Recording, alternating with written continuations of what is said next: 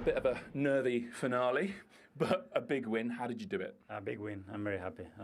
For big periods, I think the team performed in an excellent way. I think the margin should have been bigger at halftime, the way we conceded the goal, and the moment especially that we conceded, it was painful, but as well as the quality of Chelsea, the players, and what they can deliver. So after scoring the 2-1, we had another big chance with Epps, and then the red card, and after that, we should have managed that situation better, and we can talk about that tomorrow.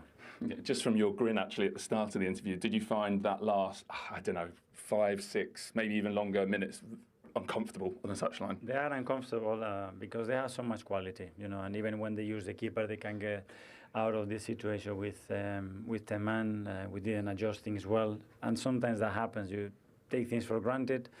We didn't play like we played the other action, especially when we had the opportunity to do so. So something to improve there. What problems did they give you today? Because I remember you speaking before the match about what a tactically flexible side they are. Yeah, and the people players that can occupy various spaces.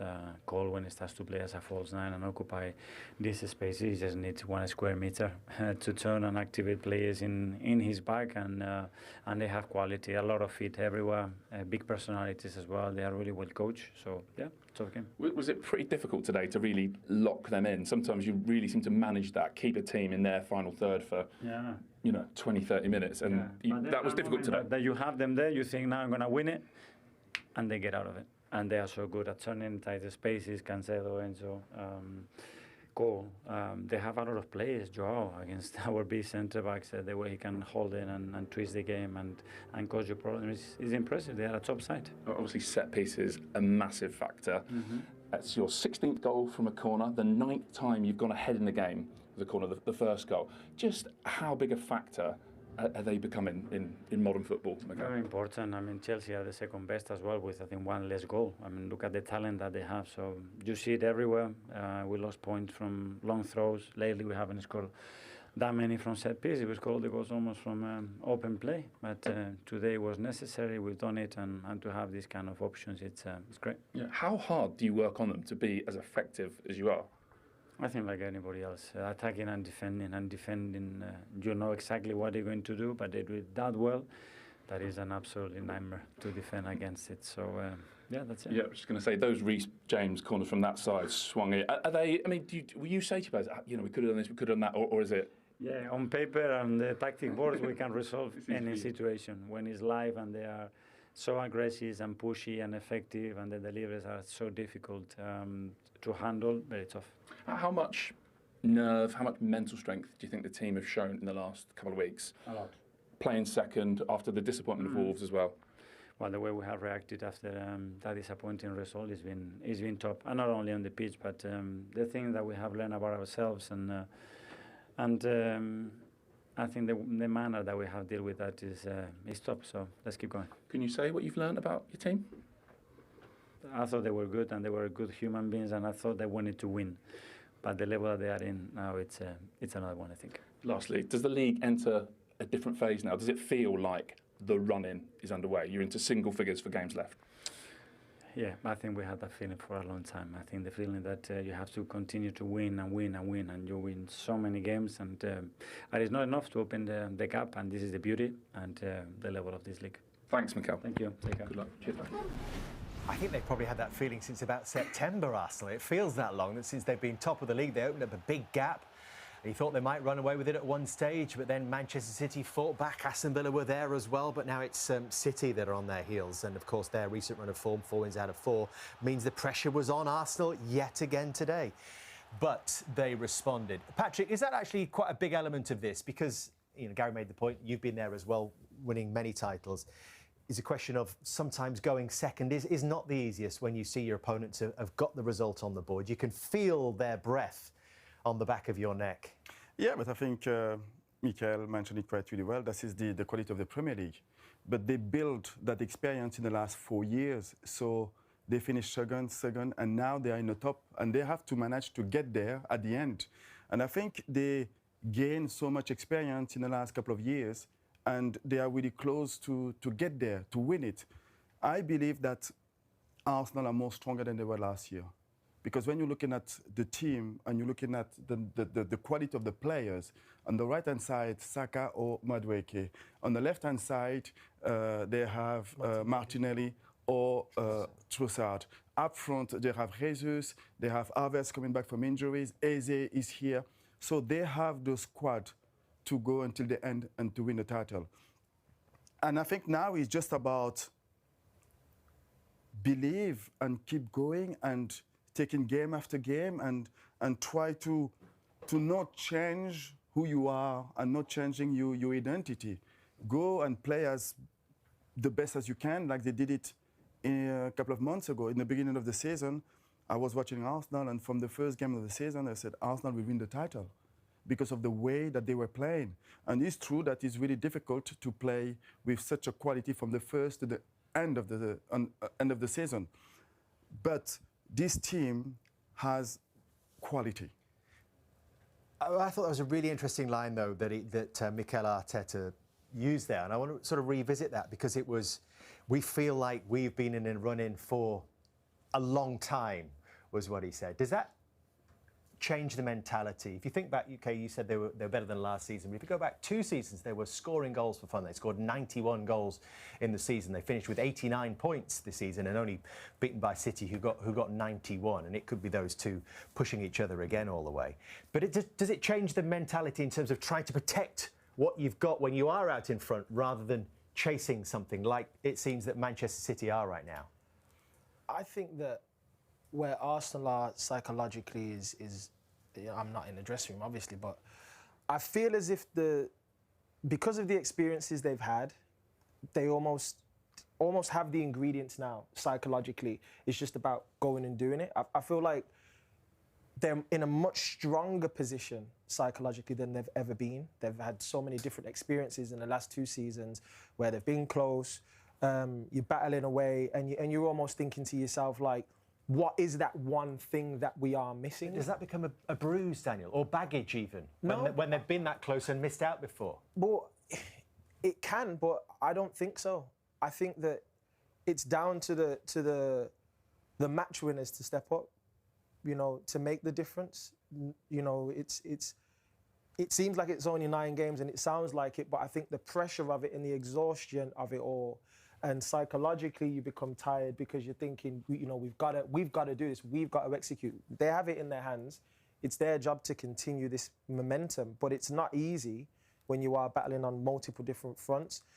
I think the experience of winning the league, and I know that was something that you'd ask Gary in terms of the feeling of winning your first Premier League title and whether that changes your approach or your experience. And that's why I asked you earlier on about 2004 when I mentioned that.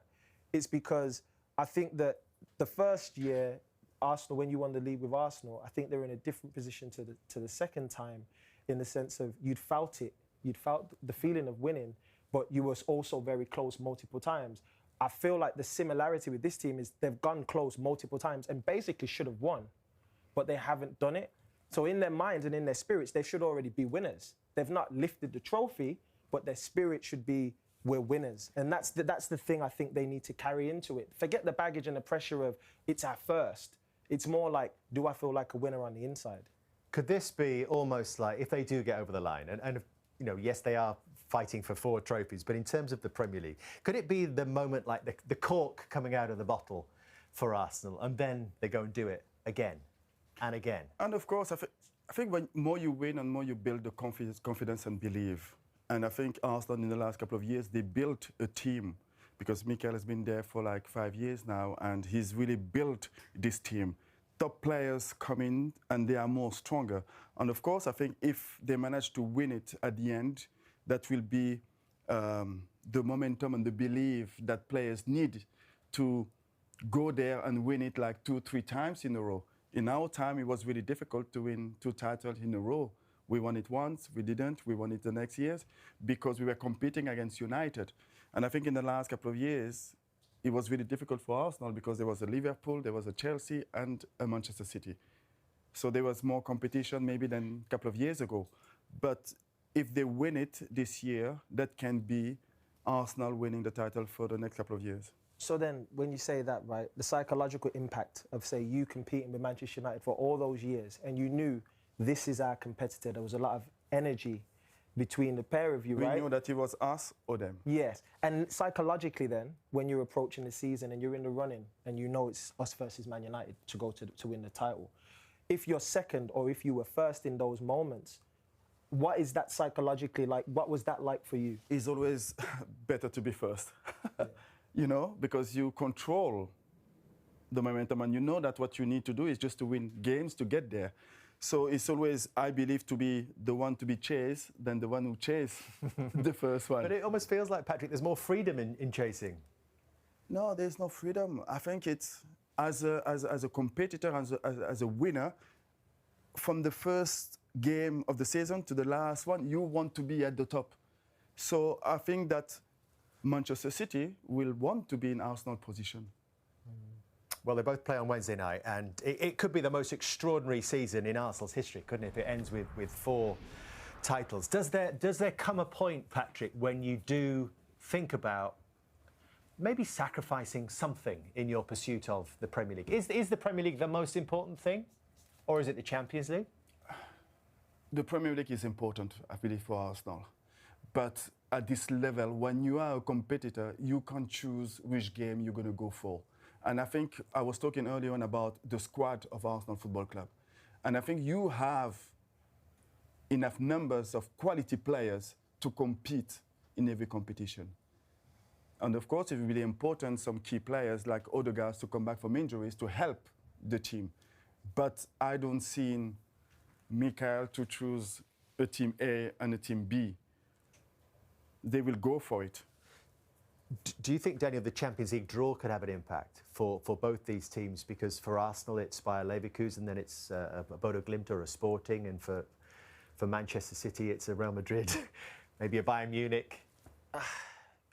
Yes and no, but look, top football clubs, you have big games, top players, world-class players that have to step up and perform.